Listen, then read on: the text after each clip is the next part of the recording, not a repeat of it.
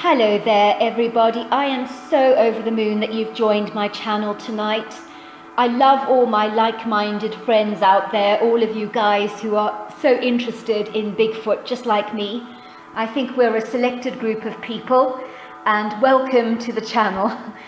All I want to say is do subscribe, it will be so awesome if you do. And I've got a lovely story tonight. I don't know if you've ever heard of the Cherokee Devil, but he is something that people have had encounters of, and he comes from Carolina, and he's a Bigfoot that clearly has the ability to read people's minds.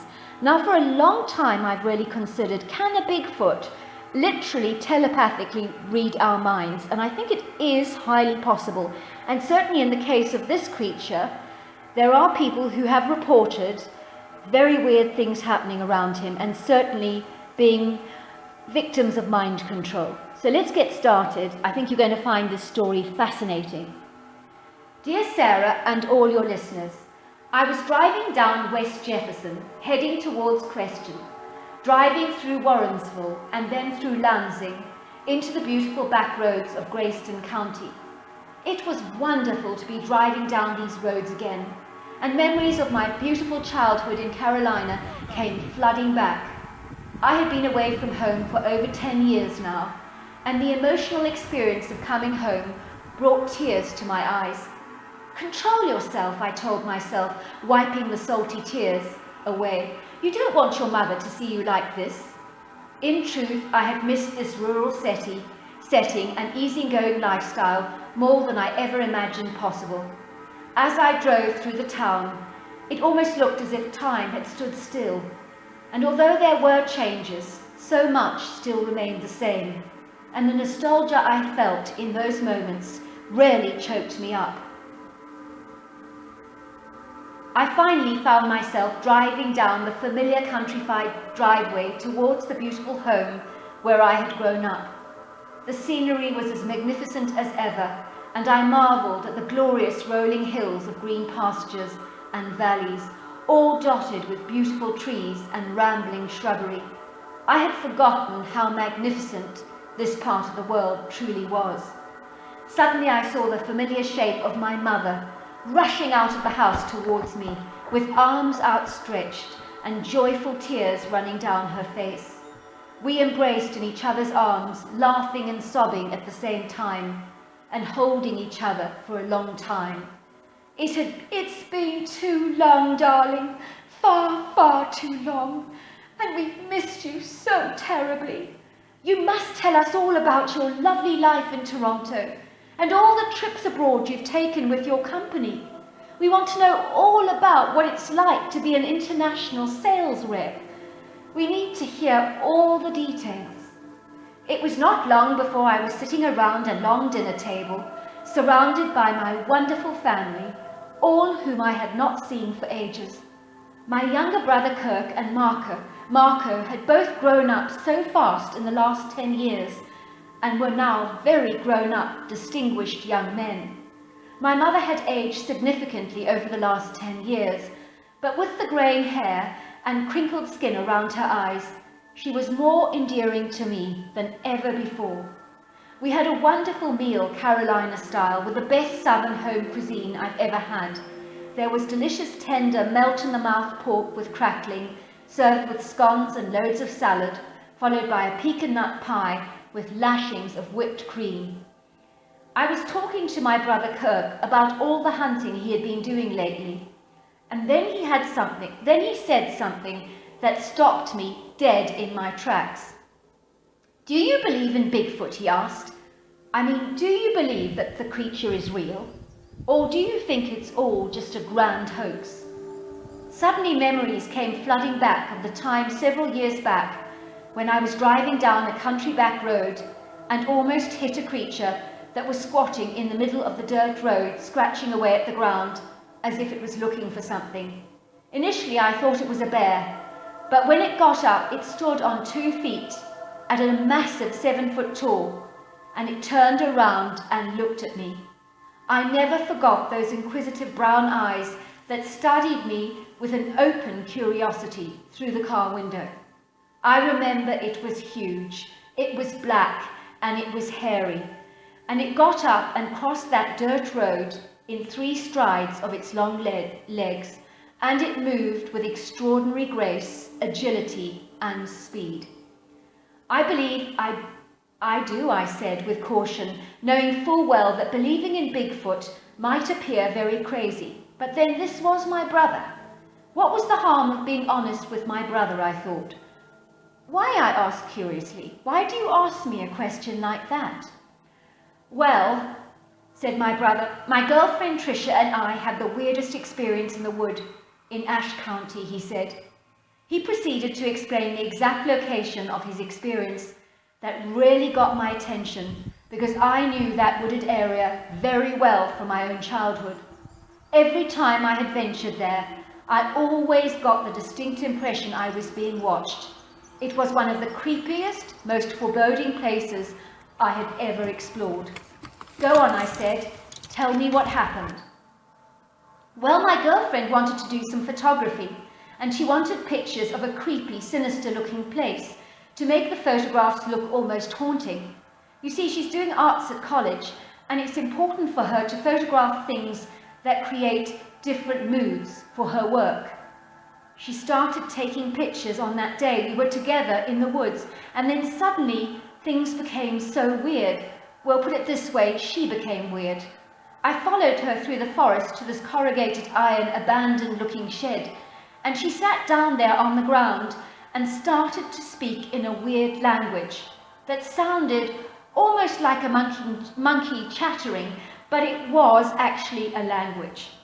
I tried to wake her up by shaking her violently, but her eyes just glazed over, as if she was in a huge trance, and it almost seemed as if she wasn't in her body. It was like she was just totally unresponsive to me. Anyway, I got her home as fast as I could. I threw some cold water on her face, and that did the trick.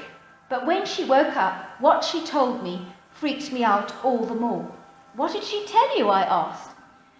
She told me that as she was taking those photographs of the forest, she suddenly noticed a black mass moving on her right-hand side behind a large tree. Suddenly she noticed this 9-foot-tall, hairy creature that looked like a humanoid kind of ape, and she said that this creature was as wide as he was tall, but it was his eyes that were so hypnotic and so powerfully controlling that she said she could not look away. She said that this creature stared into her eyes and she found herself being drawn into them. The next thing she said was it felt like her spirit was flung out of her body, and she felt as if she was looking down on her body, and that this creature, whatever it was, had completely taken control of both her mind and body. She said she watched herself speaking in this strange language, but it was not her that was speaking. She knew this creature was manipulating even her vocal cords to speak the strange language through her. It was like nothing she had experienced in her entire life, and she was so terrified about her ordeal that it took her an age to get over what happened. Wow, I said. So those legends really are true about the Cherokee Devil? What legends? Asked my brother. And what is it about the Cherokee Devil? I know the legend is about a Bigfoot-like creature that uses the power of hypnotism to exercise and mind control over whomever he wishes. Believe me, I've heard stories over the years about people waking up in very strange places, wondering how they got there in the first place, and then remembering their encounter with the hairy creature, or should we say the Cherokee Devil, who, the last thing they remember, stared at them in their eyes, and they were hypnotized by him. But if it's a legend, said my brother, surely it's just fiction. Not always, I said. In every legend, there are always truths hidden amidst those stories. So you think my girlfriend might have been mind-controlled by this Cherokee Devil? I think it's highly likely that that is what happened. Her story most definitely sounds like the Bigfoot was exercising some kind of mind control over her. Wow, said my brother. Do you think you can come with me tomorrow to that place? I really want to kill this creature. I'm so angry with what he did to Tricia. I cannot let him get away with it. He needs to pay for this with his life. I'll come with you, I said, but you'll never be able to kill this creature. If it was so easy, don't you think somebody would have done that long before you?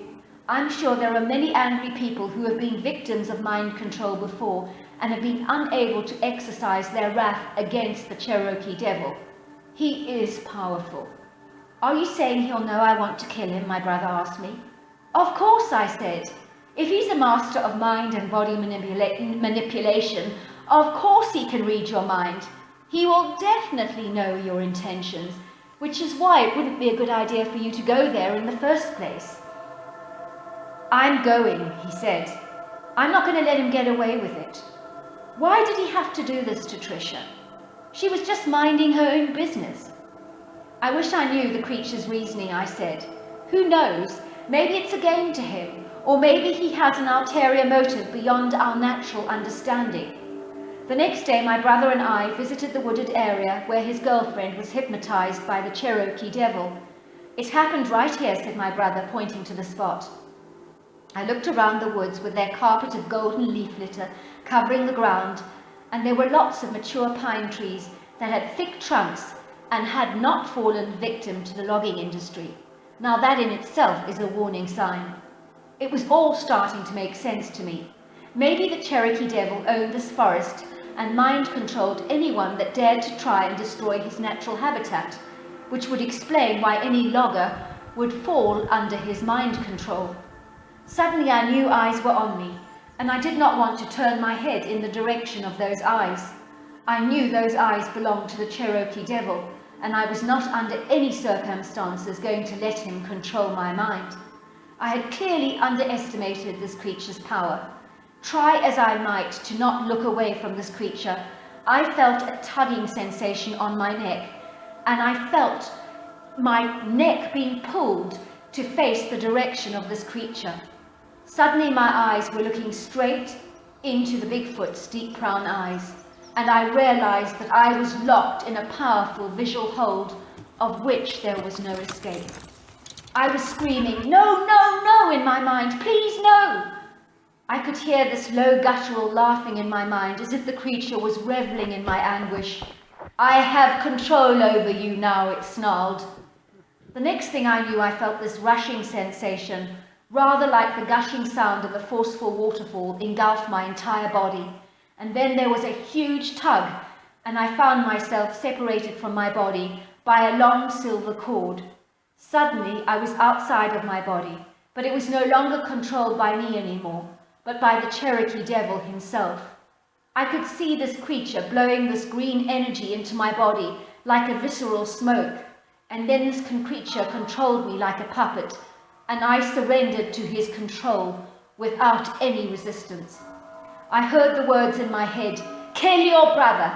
Now get the rifle, kill him, kill him, kill him. Kill your brother, kill your brother, kill your brother, kill your brother." All I could hear were these orders going around and around in my head like a spinning wheel. Kill your brother, kill your brother, kill your brother, kill your brother. Suddenly I found myself waking up to cold water being splashed all over my face. It was my brother waking me up. Apparently I had been walking around in a trance-like state, like a zombie, and had even tried to seize his rifle from him and kill him.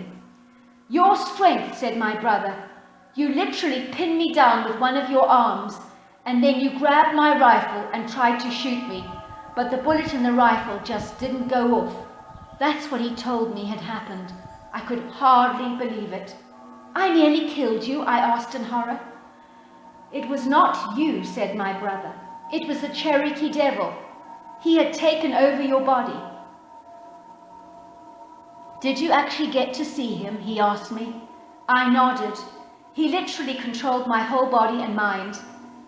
It was terrifying. "I should never have taken you there," said my brother, apologizing. "It was foolish going after him like that. You were right. He was way too powerful for us. We truly underestimated his ability to take control over our minds. And you were right. He knew I wanted to kill him. It would have been too easy for him to kill me. I believe he was using your body and your mind to wreak revenge on me. And he wanted me dead, but you the one to take me out, because that would have been much harder for anyone to deal with. I think you're right, I said. That makes a whole lot of sense to me. So there you are. That's my Bigfoot story. My brother told me that after that encounter, I had been like a zombie-like state for over 8 hours. All that time, I was doing everything I could to kill him with superhuman strength. He also told me that a couple of hunters came to assist him in holding me down because it looked like I was demonically possessed by something exceedingly evil. Did you tell them that I was being mind-controlled? I asked. I did, he said. They had also heard about the legend of the Cherokee Devil, but they did not believe it to be true. But now, after seeing you and the way you were behaving, they think very differently now. As you can imagine, it took me a couple of weeks to get over my Bigfoot experience with the Cherokee Devil. So yes, he is out there. So if you go into a forest where the pines are way too old to have not been logged, ask yourself why. And be very careful, because you might find yourself in the Cherokee Devil's territory. If you find yourself waking up with missing time, it could be down to this dreadful creature. The Cherokee Bigfoot is as real as you and me, and it appears to have supernatural powers of mind control. I hope your listeners enjoyed my story. You know, it's a fascinating story. I can't actually believe that you sent me this story, because a while ago I was watching a TV program called Mountain Monsters, and on this program they actually had one of the guys called Buck, who was under mind control from the Cherokee Devil, and this guy was behaving in a crazy way. And if any of you get the chance to see that series, I'm sure it would be labeled Cherokee Devil. I'm not sure what they would say, but it's a very similar account to that. Incredibly, uncannily similar. So clearly this Bigfoot is out there, and he has the ability to mind control people. So some of these Bigfoots do seem to have supernatural powers. It's absolutely extraordinary. Well, anyway, love to all of you. Thank you so very much for joining me tonight. Until next time, goodbye and good night.